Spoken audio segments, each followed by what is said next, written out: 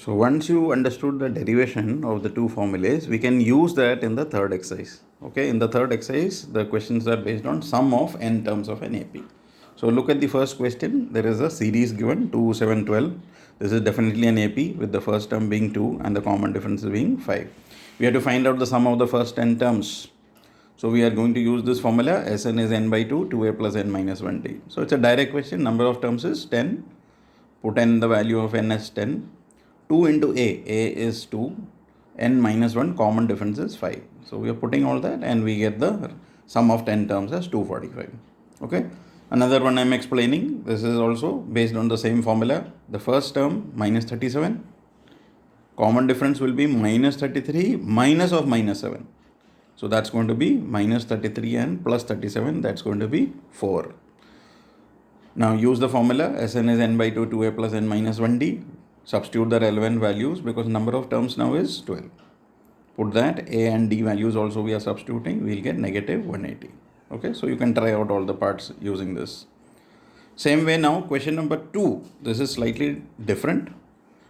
Okay, compared to question 1. Here also we have to find the sum. But here what is happening? The last term is given to you as 84 and number of terms is not given. So number of terms is not given. So what do we do? A is 7. That's okay. Common difference is 10 and a half minus 7. That's 3 and a half or 7 by 2. Okay. Common difference we know. And the last term is 84. So we can't use this formula Sn is n by 2, 2a plus n minus 1d right now because n we don't know. How many terms of the AP we don't know. So what will we do? First we will find how many terms are there. So how will we do that? By using the formula an. The last term is an. So an is a plus n minus 1d. We know the value of a and d. Solve this, you will get the value of n. So n will be 23. That means there are 23 terms in this AP. Now once you know that there are 23 terms, you can use this formula n by 2, 2a plus n minus 1d, or the second easier formula, that is n by 2 a plus l. Sum of n terms, n by 2 a plus l. We can use this because now we know the last term and we also know the number of terms as 23.